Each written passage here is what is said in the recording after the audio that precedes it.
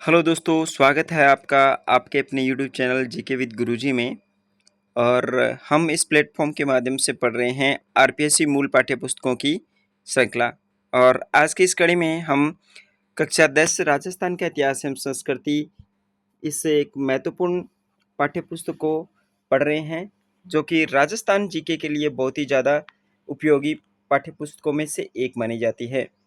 यहाँ से आरपीएससी और कर्मचारी चयन बोर्ड है राजस्थान प्रतियोगी परीक्षाओं के दौरान बहुत सारे प्रश्न पुट आउट करती है। तो इसी थीम को हम भी आगे बढ़ा रहे हैं और हम इस पाठ्य पुस्तक को लाइन टू लाइन पढ़ रहे हैं।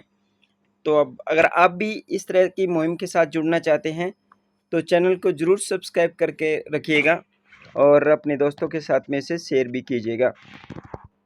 अब तक हमने इस पाठ्य पुस्तक की अध्याय नंबर 1 और अध्याय नंबर 2 के पार्ट 2-3 को पढ़ लिया है। अब तक हमने क्या क्या पढ़ा, थोड़ा सा इस पर रिव्यू करते हैं। हमने अध्याय नंबर 1 राजस्थान का इतिहास, संपूर्ण इतिहास को पढ़ लिया है, चाहे वो राजपूतों से संबंधित हो, मारवाड़ का राठौड़ वंश हो, बीकानेर का राठौड़ वंश हो, या फिर जो कि चौहान वंश, और जो राजस्थान के अंदर जितने भी प्रतापी शासक हुए हैं उनको लाइन टू लाइन एक एक शब्द को खंगालते हुए पढ़ लिया है। और अब पढ़ रहे हैं हम राजस्थान के प्रमुख संत और लोक देवता। आज की कड़ी में हम क्या पढ़ेंगे, थोड़ा उस पर चर्चा करते हैं।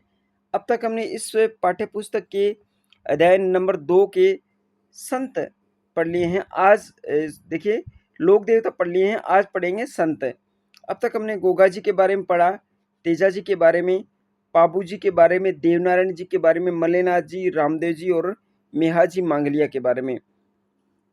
आज का जो टॉपिक रहने वाला है इस श्रृंखला में वो है हमारे संत, और हम पढ़ेंगे राजस्थान के लोक संत, जिसमें धन्ना जी, पीपा जी, जाम्बू जी, लालदास जी, संत हरिदास जी, दादू दयाल, मीराबाई, संत रानाबाई, संत मावजी और रामचंद्र जी, महर्षि नवल राम और सांगलिया दूनी सिक्कर, ये पढ़ने वाले हैं।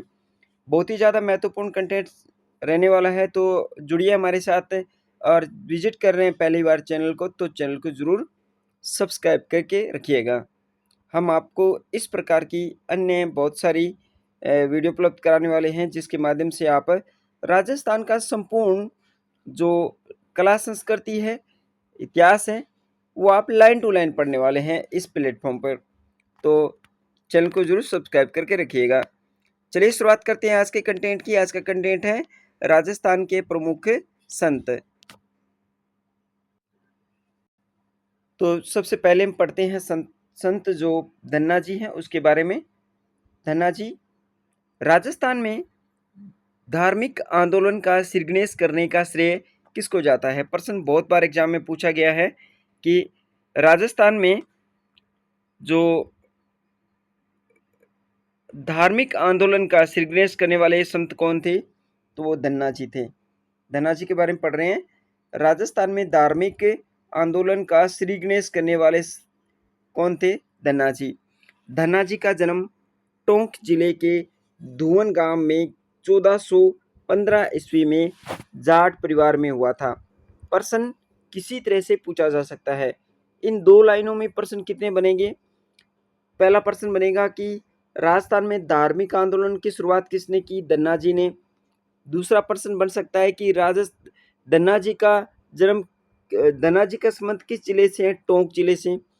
धुवन गांव, धन्ना जी का गांव का नाम पूछा जा सकता है, क्योंकि आजकल ट्रेंडिंग भी इस तरह से है कि लोक देवता और लोक संतों के जो नाम हैं, संबंधित व्यक्तित्व के जो गांव के नाम, उनसे बारे में पूछा जा सकता है।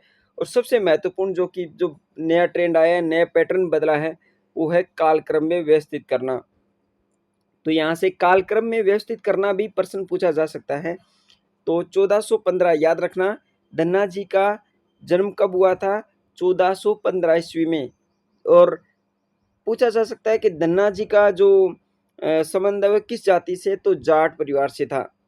तो इतने सारे प्रश्न बनते हैं दो लाइनों में ही, तभी तो हम ये आरबीएससी मूल पाठ्य पुस्तक पढ़ रहे हैं। आपको अगर आपने ये पाठ्य पुस्तक हमारे साथ पढ़ ली, लाइन टू लाइन पढ़ ली, चीज़ों को आराम से पढ़ लिया तो फिर आपको अन्य राजस्थान जीके की तैयारी करने के लिए अन्य पाठ्य पुस्तकें पढ़ने की कोई आवश्यकता नहीं है, ये मैं गारंटी के साथ कहता हूँ, क्योंकि यहाँ से प्रश्न बनते ही बनते हैं। तो पढ़ते हैं आगे। राजस्थान में धार्मिक आंदोलन का श्री गणेश धनाजी ने किया था। धनाजी का जन्म टोंक जिले के धुवन गांव में हुआ था 1415 ईस्वी में, और इसका संबंध जाट परिवार से है। क्लियर, आगे चलते हैं। बाल्यावस्था से ही उनकी प्रवृत्ति धार्मिक थी। कालांतर में धन्ना काशी जाकर आचार्य रामानंद जी के शिष्य बन गए। प्रश्न पूछा जा सकता है कि धन्ना जी का संबंध या धन्ना जी किसके शिष्य थे? तो आचार्य रामानंद जी के शिष्य थे। गुरु रामानंद के प्रभाव से वे निर्गुण उपासक बने। देखिए, धन्ना जी का संबंध किस संप्रदाय से है? तो निर्गुण और सगुण दो होते हैं, तो इसे निर्गुण संप्रदाय से संबंध रखते हैं। गुरु रामानंद ने उन्हें घर पर रहकर ही भक्ति करने का आदेश दिया। उन्होंने अपने पैतृक व्यवसाय कृषि में रत रहते हुए ही आत्म शुद्धि का प्रयास किया। धन्ना गुरु भक्ति में बड़ी निष्ठा रखते थे। इसका मत था कि गुरु भक्ति से ही परम पद की प्राप्ति हो सकती है।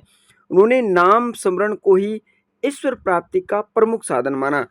किस संत ने नाम स्मरण को ही ईश्वर प्राप्ति का प्रमुख साधन माना है? तो धन्ना जी। प्रश्न कैसे भी बन सकते हैं, हम उसी कंटेंट के आधार पर एग्जाम पैटर्न के आधार पर चीज़ों को क्लियर कर रहे हैं। औपचारिकताओं और आडंबरों का विरोध करने वाले थे ये धन्ना जी। तो धन्ना जी के बाद में बात क्लियर हो गई। धुवन गांव, टोंक जिला, धार्मिक आंदोलन का श्री गणेश करने वाले, जाट परिवार से थे, रामानंद जी के शिष्य थे, निर्गुण भक्ति से संबंधित रखते थे, और काशी में जाकर वो आचार्य रामानंद जी के शिष्य बने थे। और उनका जो प्रत्यक्ष व्यवसाय क्या था? वो कृषि था। प्रश्न पूछा जा सकता है। प्रश्न पूछने वाला कैसे भी बना सकता है, लेकिन हमें तो चीज़ें क्लियर करके हुए चलनी है ना। तो हमें चाहे हम थोड़ा ही पढ़ें, लेकिन इतना पढ़ें कि आप इन चीज़ों को इसके बाद दोबारा पढ़ने की भी आवश्यकता न रहे। तो ये चीज़ें थोड़ी सी ध्यान रखने वाली बात है कि आपको क्या क्या चीज़ें पढ़नी है और कैसे कैसे पढ़ना है। जैसे एग्ज़ाम का पैटर्न चेंज हो रहा है, तो हमें चीज़ें भी पैटर्न हमारा जो है वो पढ़ने का तरीका है, पढ़ने की शैली है, पढ़ने का जो मेथड है, वो आपको रीडिंग मेथड चेंज करना पड़ेगा, तो तभी आप इसमें सफलता प्राप्त कर सकते हैं। तो चलिए, धन्ना जी के बाद जो जितनी भी बातें थी वो क्लियर हो चुकी है। अब पढ़ते हैं अगला जो संत है वो पीपा जी। पीपा जी के बारे में पढ़ते हैं। पीपा जी खिंची राजपूत पीपा किस संबंध से रखते हैं? पहला प्रश्न, पहला शब्द ही प्रश्न बना दे रहा है क्या? खिंची राजपूत पीपा गागरोन झालावाड़ के शासक थे। ये शासक थे संत पीपा जी। किस जाति के थे? खिंची राजपूत जाति के, और गागरोन झालावाड़ के शासक थे। प्रश्न पूछा जा सकता है कि पीपा जी कहाँ के शासक थे? तो गागरोन के शासक थे। गागरोन कहाँ पड़ता है? झालावाड़ में। इसका जन्म 1425 में हुआ था। देखिए, ऊपर हम क्लियर करते हुए चल रहे हैं। धन्ना जी का जो जन्म हुआ था वो हुआ था 1415 में। याद रखना है, इसको कालक्रम में व्यवस्थित करना बहुत बार आता है एग्जाम में। आप आजकल का जो पैटर्न है वो बदलता जा रहा है ना, तो उस तरह से आपको याद करना पड़ेगा। धन्ना जी का जन्म 1415, और इसके बाद ये इससे 10 साल छोटे थे पीपा जी, और धन्ना जी 10 साल बड़े थे।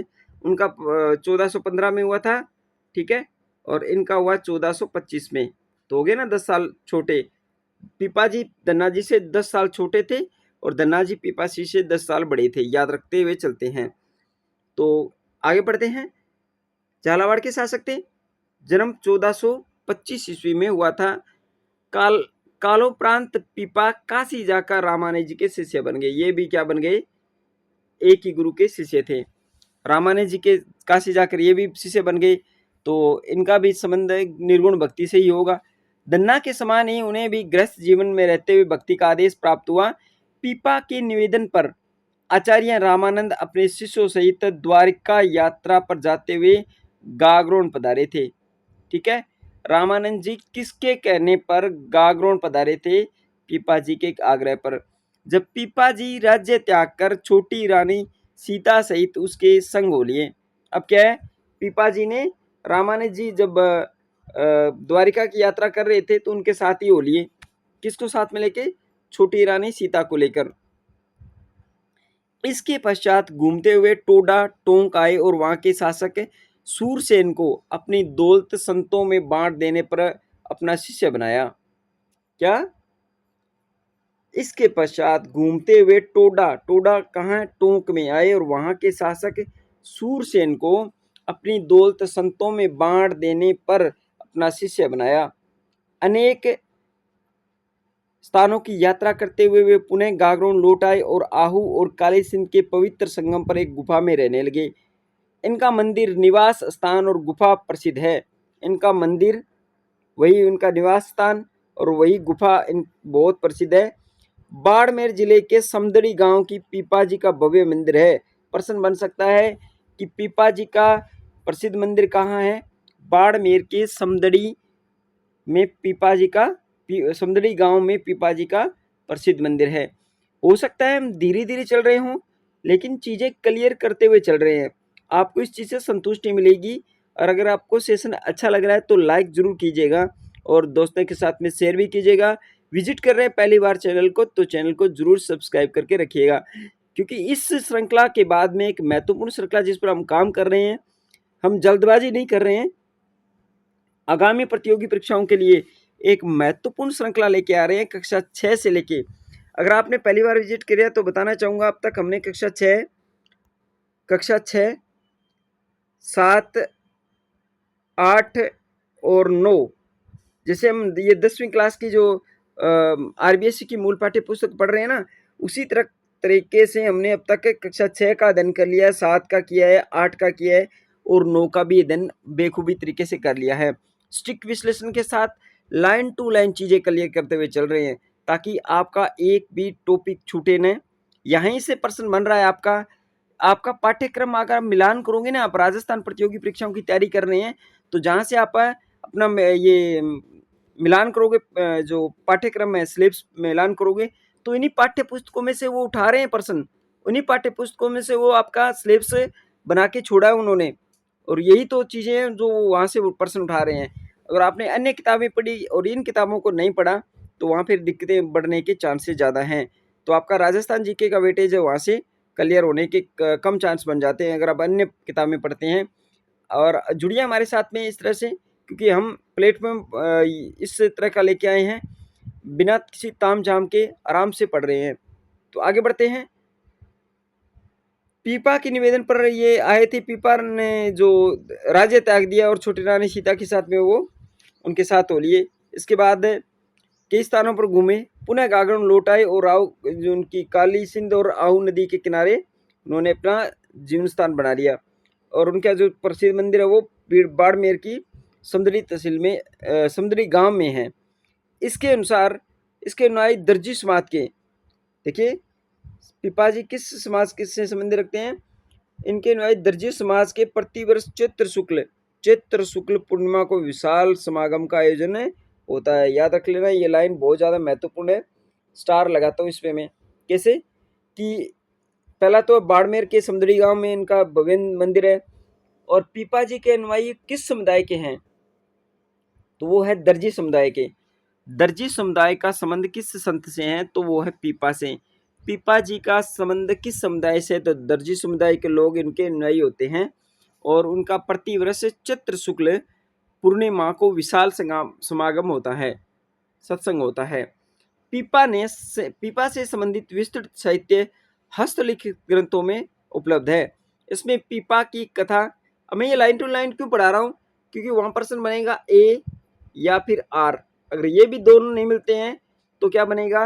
1, 2, 3, 4 और 5वां तो वो होता ही है, ठीक है, नोटा वाला ऑप्शन।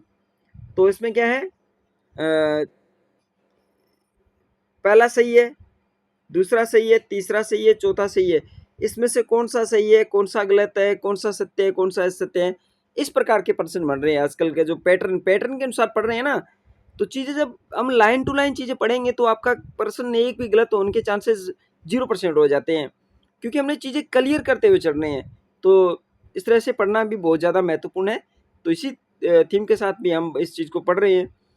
तो पीपा से संबंधित विस्तृत साहित्य हस्तलिखित ग्रंथों भंडारों में उपलब्ध है। प्रश्न एक बन सकता है कि कथन एक, पीपा से संबंधित विस्तृत साहित्य हस्तलिखित ग्रंथ भंडारों में उपलब्ध है।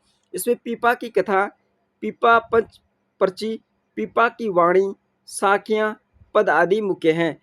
17वीं शताब्दी के एक हस्तलिखित ग्रंथ में पीपा द्वारा रचित चेतावनी नामक ग्रंथ की प्राप्त हुआ है। याद रखना, 17वीं शताब्दी में एक हस्तलिखित ग्रंथ में पीपा द्वारा रचित एक चेतावनी नामक ग्रंथ प्राप्त हुआ है। ठीक है, याद रखना ये।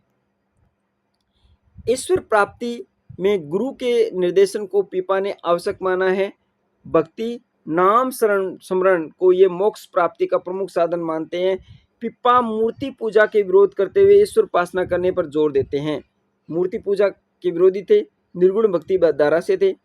पीपा उच्च नीच में विश्वास नहीं करते थे। वे प्राणी मात्र की समानता का समर्थन करते हुए कहते हैं कि ईश्वर की दृष्टि में सभी प्राणी क्या है, समान है। यानी छुआछूत से भी उन्होंने नकार दिया उस चीज को। और मूर्ति पूजा के बहुत ज्यादा विरोधी थे। निर्गुण भक्ति से संबंध रखते थे। 1425 में उनका जन्म हुआ। समदड़ी में उनका प्रसिद्ध जो मंदिर है, और प्रतिवर्ष चैत्र शुक्ला पूर्णिमा को विशाल जो उनका समागम होता है। दर्जी समाज से संबंध रखते हैं। चैत्र शुक्ला पूर्णिमा याद रख लेना। तो ये हुआ। अब पढ़ते हैं जाम्बोजी के बारे में। जाम्बोजी प्रश्न बहुत बनता है एग्जाम में जाम्बोजी के बारे में। चलिए जाम्बोजी को क्लियर करते हुए चलते हैं कि जाम्बोजी से जितना भी कंटेंट आएगा हमारा गलत नहीं होना चाहिए। किस समुदाय से संबंध रखते हैं? पहले तो ये बिश्नोई समुदाय से। प्रवर्तक जाम्बोजी का जन्म 1451 में। अब कालक्रम में व्यवस्थित करना आ जाएगा ना, तो चीज़ें क्लियर हो जाएगी। देखिए, सबसे पहले हमने पढ़ा किसके बारे में? धन्ना जी का जो जन्म हुआ था 1415 में। फिर इसके बाद में पीपा जी का जन्म हुआ 1425 में। अब 1451 में किसका जन्म हुआ? जाम्बोजी का। तो 1451 धन्ना जी, पीपा जी और इसके बाद में जाम्बोजी। तो जाम्बोजी का जन्म पूछा जा सकता है, कालक्रम में व्यवस्थित करना आ सकता है, संप्रदाय आ सकता है, तो विश्नोई संप्रदाय के प्रवर्तक थे। और भाद्रपद कृष्ण अष्टमी को पीपासर नागौर में पंवार वसीय जाम्बोजी किस वंश से संबंधित है? पंवार वसीय राजपूत लोहड़ जी और आशा देवी के घर जन्म हुआ था। 1483 में माता पिता के देहांत के पश्चात वे गृह त्याग कर सम्राथल बीकानेर में रहते हुए सत्संग व हरि चर्चा में अपना समय व्यतीत करने लगे थे। पहले पढ़ते हैं इनका जन्म कहाँ हुआ था। जाम्बोजी का पीपासर नागौर में। पीपासर नागौर के पंवार वसीय राजपूत लोहड़ जी और हासा देवी के घर हुआ था। पंवार वसीय है ये। जाम्बोजी किस वंश से संबंधित है? पंवार वसीय राजपूत से। जाम्बोजी विश्नोई संप्रदाय के प्रवर्तक हैं। 1451 में उनका जन्म हुआ था। और कब हुआ था? भाद्रपद कृष्ण अष्टमी को। भाद्रपद कृष्ण अष्टमी को पीपासर नागौर में। और उनका जो सम्राथल बीकानेर में वो सत्संग कीर्तन करने लगे। 1485 में इसी स्थान पर उन्होंने विश्नोई संप्रदाय का प्रवर्तन किया। कहाँ? सम्राथल में। 1483 में मृत्यु हुई उनके माता पिता की। वहां से फिर कहाँ आ गए? सम्राथल बीकानेर आ गए। सम्राथल बीकानेर में ही इन्होंने क्या 1485 में है इसी स्थान पर विश्नोई संप्रदाय का प्रवर्तन किया। तो लाइन ऐसे आ सकती है कथनीय वाला 1 2 3 4 वाला। और उसमें ये दे सकता है कि 1488 में हुआ कि 1485 में हुआ। इस तरह से ये तिथि को चेंज कर सकते हैं, ईस्वी को चेंज कर सकते हैं, और वहां से आप प्रश्न बन सकते हैं। तो हम विश्नोई संप्रदाय का प्रवर्तन कब किया गया जाम्बोजी के द्वारा? 1485 में। इसके जीवन और विचारों पर आचरण करने वाले विश्नोई कहलाने लगे। उन्होंने अपने अनुयायियों को 29 सिद्धांतों का 29 विश्नोई संप्रदाय के कितने सिद्धांत हैं? कितने नियम हैं? 29। 20 और 9 20 और 9 से बनाए विश्नोई। ठीक है, 20 और 9 से बनाए। तो ये 29 नियम उनके लिए महत्वपूर्ण होते हैं। इसके जीवन और विचारों पर आचरण करने वाले विश्नोई कहलाए। उन्होंने अपने अनुयायियों को 29 सिद्धांतों का पालन करने का आदेश दिया। जीव कल्याण, ये जीव प्रेमी है विश्नोई संप्रदाय, जो कि बहुत ही शानदार संप्रदायों में से एक है। जो जीव रक्षा और प्रकृति प्रेमी होते हैं, ये बहुत ही शानदार तरीके से पर्यावरण प्रेमी कहलाते हैं। वृक्षों की रक्षा अर्थ प्राणोत्सर्ग करना इस संप्रदाय का इतिहास रहा है। पर्यावरण के प्रति लगाव के कारण जाम्बोजी को पर्यावरण वैज्ञानिक, देखिए मैंने क्यों कहा ये चीज, क्योंकि जाम्बोजी को पर्यावरण वैज्ञानिक भी कहा जाता है। प्रश्न बहुत बार आया एग्जाम में इससे संबंधित। तो जाम्बोजी द्वारा रचित प्रमुख ग्रंथ जम संहिता, जम सागर शब्दावली और विश्नोई धर्म प्रकाश और जम सागर है। तो जम नाम आते ही आपको याद हो जाएगा, जम संहिता, जम सागर शब्दावली विश्नोई संप्रदाय से संबंधित जाम्बोजी की प्रसिद्ध ग्रंथ है। 1536 में लालासर गांव में इन्होंने अपना नश्वर शरीर त्याग दिया था। जाम्बोजी की मृत्यु कहाँ हुई थी? 1536 में लालासर गांव में, याद रख लेना, प्रश्न बन सकता है यहाँ से, आया तो नहीं अब तक लेकिन प्रश्न तो यूनिक ही बनेगा। लालासर गांव में किसकी मृत्यु हुई? तो जाम्बोजी की। और तालवा गांव के निकट इन्हें समाधिस्थ किया गया है। जाम्बोजी को किस गांव में? तो लालासर दे सकता है, समराथल दे सकता है, और अलग अलग नाम दे सकता है गाँव के, और तो वहाँ से आपको कंफ्यूज करने के लिए वो कुछ भी कर सकता है। तो 1536 में लालासर गांव में उन्होंने अपने नश्वर शरीर को त्याग दिया, और तालवा गांव, कोई तालवा गांव है, वहाँ के निकट इन्हें समाधिस्थ किया गया है। यह स्थान मुकाम कहलाता है। जहाँ समाधि स्थल कहा गया है वो गांव कौन सा है? तालवा। और उसी गांव का नाम, उस क्षेत्र को जहाँ भी जाम्बोजी की समाधि है वहाँ मुकाम कहलाता है। वर्ष में 2 बार फाल्गुन और आश्विन को अमावस्या के दिन यहाँ मेला लगता है। वर्ष में 2 बार मेला लगता है, फाल्गुन और अमावस्या को, फाल्गुन और आश्विन को अमावस्या पर, फाल्गुन और आश्विन को अमावस्या पर याद करते हुए चलते हैं। तो चीज़ें देखते हैं एक बार फिर दोबारा। जन्म 1451 में, और नागौर के परमारवसीय परिवार से विश्नोई संप्रदाय के प्रवर्तक है। स्थापना 1485 में की थी विश्नोई संप्रदाय की, और कहाँ की थी? समराथल बीकानेर के अंदर की थी। और जाम्बोजी ये पर्यावरण प्रेमी थे, ठीक है। इसके बाद में उनके जो नियम, 29 नियम उन्होंने दिए थे। लालासर में उनका शरीर त्याग हुआ था, और तालवा गांव में उनका समाधि स्थल है, और उसी तालवा गांव के समाधि स्थल को मुकाम कहते हैं। और उसकी 2 बार वर्ष में मेला का आयोजन होता है, फाल्गुन और आश्विन को, और वो भी अमावस्या को। तो ऐसे कथनीय प्रश्न बन सकते हैं। अब पढ़ते हैं जाम्बोजी के बारे में। ऐसा करते हैं, ये वीडियो बड़ा बन गया है तो हम जाम्बोजी तक ही पढ़ते हैं आज, और चीज़ें हमने जो चीज़ें हैं वो क्लियर करते हुए चल रहे हैं। तो चीज़ों को धीरे धीरे पढ़ेंगे। जाम्बोजी के बारे में पढ़ा आज हमने, इसके बाद में पीपाजी के बारे में, और इसके बाद में हमने पढ़ा धन्नाजी के। सबसे पहले धन्नाजी के बारे में 1415, इसके बाद में 1425 में पीपाजी, और 1451 में ये जाम्बोजी के बारे में। तो 3 संतों के बारे में आज हमने पढ़ लिया है।